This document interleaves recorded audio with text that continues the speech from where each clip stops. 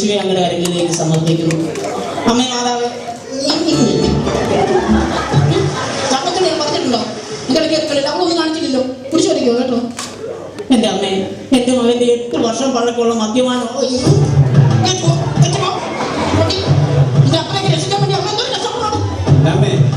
പ്രാർത്ഥനയാണോ അതോ സർക്കസ് ആണോ?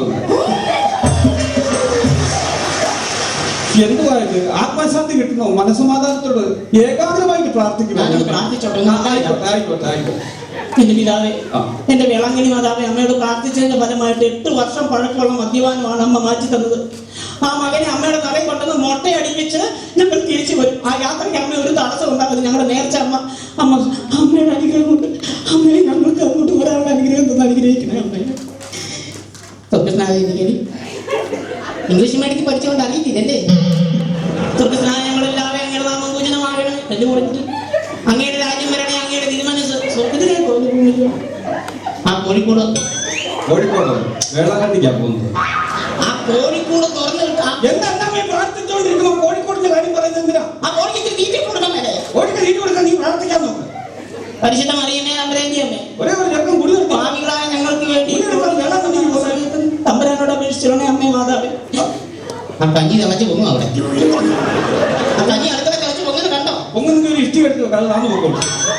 എന്താ അമ്മ ആ ചെറുക്കം കള്ളുകൂടി നിർത്താൻ വേണ്ടി നമ്മൾ പ്രാർത്ഥിച്ചിട്ടാണോ ആ അവൻ കള്ളുകൂടി നിർത്തിയത്? നേരത്തെ നീയാണോ വേളാങ്കണ്ണി ചെന്ന് അവന്റെ മുടിയിറക്കാവുന്നത്? മുടിയെടുക്കാൻ നേരത്തെ ഞാനൊന്ന് പ്രാർത്ഥിച്ചോട്ടെ. അമ്മ എനിക്ക് എല്ലാം നേടി തന്നിട്ടുണ്ട്. അമ്മേ, എന്റെ പൊന്നമ്മേ, എന്റെ വേളാങ്കണ്ണി അമ്മ, എനിക്കൊരു കാര്യം അമ്മയോട് പറയാനുള്ളത്. അവനെ ഇവിടുന്ന് രാവിലെ കുടിക്കാനായിട്ട് കൂട്ടിക്കൊണ്ട് പോകുന്ന സുഖു, രഞ്ജിത്ത്, ദിനേശ്, ഇവന്മാരുടെ എല്ലാം മണ്ടേത് ഇടുത്തി വീണേ. മാത്രമാക്കണ്ട, ട്യൂസ്ഡേയിലും വെൻസ്ഡേയിലും സൺഡേയിലും ഒക്കെ അങ്ങ് ഇടുത്തി വീണേ. ആഴ്ച ഒരു ദിവസം പോലും തലമുക്കി എന്നെ ഇറക്കിനെ വിളിച്ചോണ്ട് പോരും. എന്റെ അമ്മ മാതാവേ, എനിക്ക് അമ്മയോട് പറയാനുള്ളത്, ആ മകൻ ഇതുവരെ വീട്ടിലോട്ട് കയറി വന്നിട്ടില്ല. അമ്മേ, ആ മകന് സ്വബുദ്ധി കൊടുക്കണേ അമ്മേ. അവന്റെ തലയിൽ പിശാച് കയറിയിട്ട് അമ്മേ, അമ്മയുടെ വലിയ കരുണ കൊണ്ട് അവനിലുള്ള പിശാച് അമ്മയുടെ വലിയ കരുണ കൊണ്ട് വിട്ടുപോട്ടെ. വീട്ടിൽപ്പെടുത്തുവോ? വിട്ടുപോട്ടെ, പിശാച് വിട്ടുപോട്ടെ. സന്നിധിയിലുള്ള പിശാച് വിട്ടുപോട്ടെ. ഏതെങ്കിലും പോട്ടെ, പിശാച് വിട്ടുപോട്ടെ. അത് കൊള്ളാലോ. ഒരിക്കൽ വരാൻ പറഞ്ഞിട്ട് വിട്ടുപോപ്പാളെ ഞാൻ പോവാ. എടാ, അമ്മച്ചി പ്രാർത്ഥിച്ച് നിന്നിലുള്ള പിശാച് വിട്ടുപോകട്ടെ എന്നാടാ. അല്ലാതെ നീ എന്താ വർത്തമാനം പറയുന്നത്?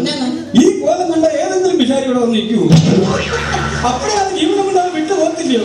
എന്നാ പോലെ പാടായത്? ഇത്തിരി വൃത്തിയും പണിക്കൊക്കെ നടക്കാൻ പഠിക്കുക കേട്ടോ. സ്റ്റൈലല്ലേ? എന്താ സ്റ്റൈല്? അന്യൻ. ഈ സ്റ്റൈലുമായിട്ട് ഇനി നടന്നാൽ ഈ വീട്ടിൽ നീ എന്നേക്കും അന്യനാവും. ഇരട്ടി വിടുമെന്ന് കർത്താവ് പറഞ്ഞേക്കുന്ന സ്വന്തം വീർപ്പ് കൊണ്ട് അപ്പം ഭക്ഷിക്കണമെന്ന് അറിയാവോ? അതൊരു കാര്യം. അമ്മ അപ്പം ചുടുമ്പോ എന്നെ ഒന്ന് വിളിച്ചാൽ എന്നിട്ടില്ല ഞാൻ ആ വേർപ്പ് കൊണ്ട് അവിടെ ഇടാം. എന്നിട്ട് ഏട്ടാ അപ്പത്തിനാണ് എന്റെ വേർപ്പ്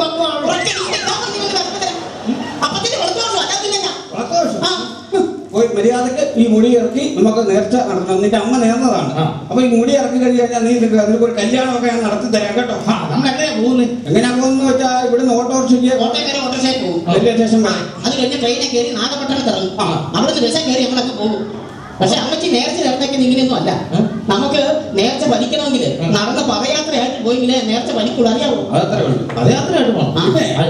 അപ്പൊ ഈ പദയാത്രയും ഈ തീർത്ഥയാത്രയും തമ്മിൽ എന്നാ വ്യത്യാസം? ഒരുപാട് വ്യത്യാസമുണ്ട് മോനെ സന്നിക്കുട്ടി. നീ ഇപ്പൊ ഒരു പുണ്യ സ്ഥലത്തേക്ക് നടന്നിങ്ങനെ പോവുകയാണ്. കുറെ ദൂരം നടന്നു കഴിയുമ്പോൾ നിന്റെ വായിന്ന് പദ വരുമോ?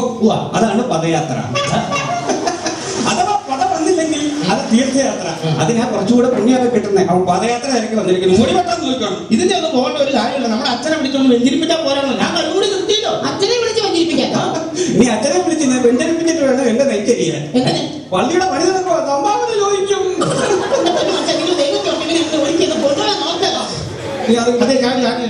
ഈ തമിഴൊക്കെ പറയണ്ട അങ്ങോട്ട് എങ്ങനെങ്കിൽ നമുക്ക് ഈ ഭരണങ്ങാനം പള്ളി പോയി മുടി വെച്ചാൽ പോരെ. ഭരണങ്ങാനം പള്ളിയാണോ നേരത്തെ പറഞ്ഞിരിക്കുന്നത്? വേറെ പള്ളി ചെന്ന് മുടി വെക്കണമെന്നല്ലേ നേരത്തെ പറഞ്ഞിരിക്കുന്നത്? തമിഴാണോ നമുക്ക്? തമിഴ് പഠിക്കാൻ വേണ്ടി നമ്മുടെ ജോസുകുട്ടിയില്ലേ ഓട്ടോക്കാരൻ, ജോസുകുട്ടിയോട് ഞാൻ പറഞ്ഞിട്ടുണ്ട് തമിഴ്നാട്ടിൽ വരെ പോകുന്നുണ്ട്. അപ്പൊ നിനക്ക് അറിയാവുന്ന ഒന്ന് രണ്ട് തമിഴൊക്കെ ഞങ്ങളെ പഠിപ്പിച്ചായിരുന്നെന്ന് ഞാൻ പറഞ്ഞിട്ടുണ്ടായിരുന്നു. വരുമോ? അവൻ വരുമോ എന്ന് ചോദിച്ചാൽ അവൻ വരും. പിന്നെ ജോസുകുട്ടി വന്നിട്ട്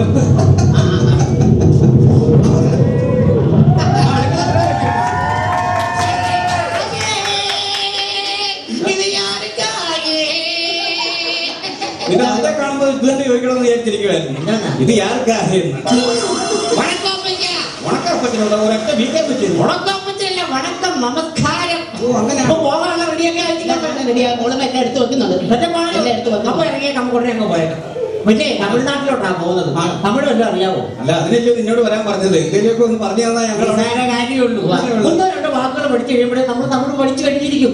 നിസ്സാരമല്ലേ, നമ്മൾ ഇവിടെ നേരെ തമിഴ്നാട്ടിൽ ചെന്ന് ഇറങ്ങുമ്പോ ഒരു പുരുഷനെയാണ് കാണുന്നതെങ്കിൽ നമ്മൾ ആദ്യം അണ്ണേ വണക്കം, അത്രേ ഉള്ളൂ. അണ്ണേ അണ്ണേ. ഇപ്പൊ പെണ്ണുങ്ങളാണെങ്കിൽ പെണ്ണെ, പെണ്ണുങ്ങളാണെങ്കിൽ അക്ക, അണ്ണേ അക്കേ. ഈ രണ്ട് വാക്ക് പഠിച്ചു കഴിഞ്ഞാൽ നമ്മളെല്ലാം പഠിച്ചു. നമ്മൾ അവിടെ ചെന്ന് ഒരു ഗ്ലാസ് വെള്ളം വേണം എങ്ങനെയാണ് തമിഴ് പറയുന്നത്? നിസ്സാരമായിട്ട് പറയാമല്ലോ. ആ. നമ്മളിപ്പോ ആണുങ്ങളാണ് കാണുന്നതെങ്കിൽ അണ്ണാ കൊഞ്ചം തണ്ണി തരുമാ.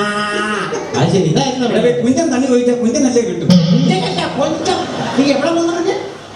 വേളാങ്കണ്ണി. വേളാങ്കണ്ണി. ആ. എന്തിനാ പോകുന്നത്? ഇവന്റെ മുടി ഇറക്കണം. അവിടെ നേർച്ചയാ. അവന്റെ കല്ലൂടി നിന്ന് കള്ളൂടി നിർത്തി വേളാങ്കണ്ണി നേർച്ച പറഞ്ഞിട്ടാ. ഇതാ. ആ ഇനി അവിടെ പോയി മുടിയൊക്കെ ഇറക്കി സുന്ദരനാക്കണം വരെ.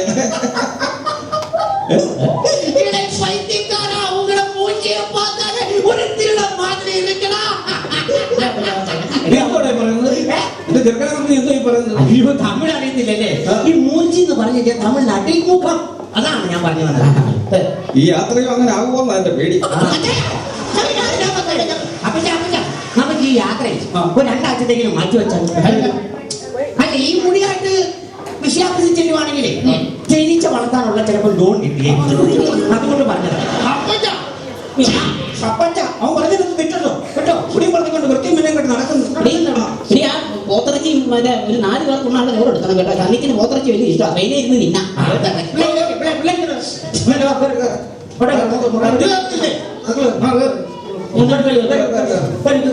പിന്നെ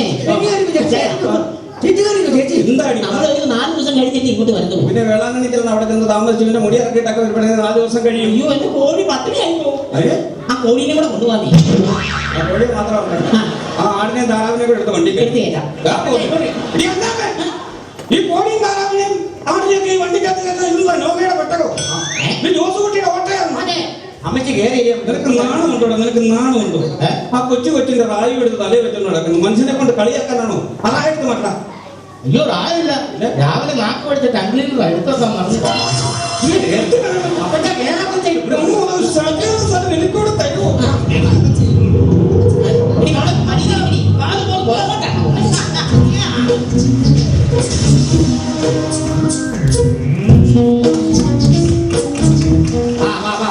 ആരും കൂട്ടം തെറ്റി പോകരുത്.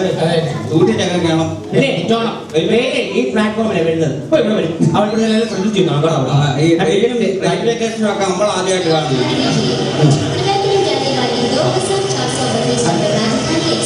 Your attention please. അപ്പൊ ഞാൻ വെക്കുന്നത് അത് അവര് പറഞ്ഞ അറ്റൻഷനായിട്ട് നിൽക്കാൻ. അയ്യോ, അറ്റൻഷൻ എന്ന് പറഞ്ഞാൽ ഒന്ന് ശ്രദ്ധിക്കൂ എന്നാണ് പറഞ്ഞത്.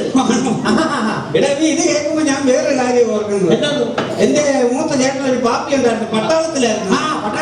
ഒരു പ്രാവശ്യം ലീവിന് വന്ന റെയിൽവേ സ്റ്റേഷനിൽ ഇറങ്ങി പാളം ക്രോസ് ചെയ്തപ്പം പാളത്തിന്റെ നടുക്കെത്തിയപ്പോ ഈ അറ്റൻഷൻ കേട്ടു. പഴയ പട്ടാളക്കാരനല്ലേ, അറ്റൻഷൻ അടിച്ച ഒറ്റ നിപ്പായിരുന്നു. എന്നിട്ട് ഉരുള കയറി ഇറങ്ങി അങ്ങ് പോയി.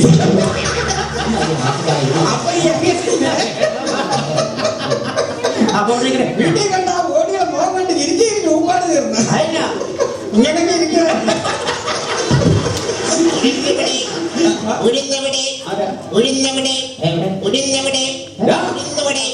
എവിടാ കൊണ്ടെന്ന് വെച്ചാൽ അവിടെ പോയി നോക്കാം. ഉഴുന്ന് വല്ലയിടത്തും കൊണ്ടുവച്ചിട്ട് ഞങ്ങളോടാണ് ചോദിക്കുന്നത്. ഞങ്ങൾ ഇപ്പൊ ഇങ്ങോട്ട് വന്നേ ഉള്ളൂ. അത് ശരിക്കും ഉഴുന്ന് വട എന്ന് പറഞ്ഞാ അത് ശരിക്കും പറയണം.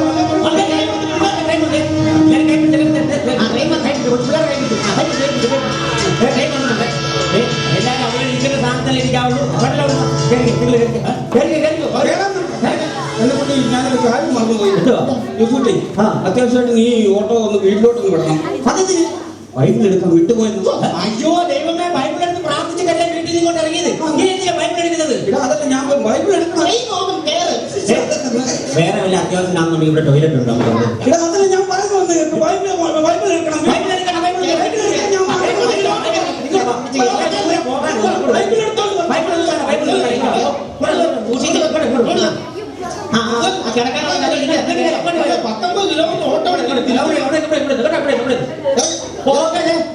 എന്തെങ്കിലും വിളിക്കണം വിളിക്കണം കേട്ടോ. അപ്പച്ചാ പേടിക്കണ്ട, ബൈബിളിലെ കാര്യമൊക്കെ ഞാൻ ഏറ്റു. അവിടെ ചെല്ലുമ്പോഴത്തേക്കും തമിഴിന്റെ തെലുങ്കിന്റെ ഇംഗ്ലീഷിന്റെ ബൈബിളൊക്കെ അവിടെ കാണുമല്ലോ. അവിടെ മേടിച്ചോണ്ട് വന്നാൽ മതി. മലയാളം വായിക്കാനേ മലയാളം ഇംഗ്ലീഷ് വായിക്കണം. അവിടെ ഒന്നും കേട്ടോ, വിളിക്കണം കേട്ടോ. അപ്പൊ okay, bye, see you. Okay. Train മാറിപ്പോയോ?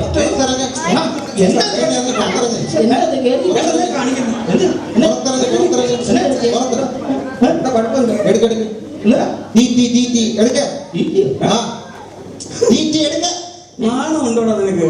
Photo shoot വിട്ടോട്ട് തീറ്റി തീറ്റി എന്ന് പറഞ്ഞ് ഞങ്ങളോടൊന്ന് കൈ തീറ്റ സകലം തീറ്റി ഇട്ടോട്. തീറ്റി ഇല്ല, വരുന്ന കോഴിക്കുഞ്ഞു.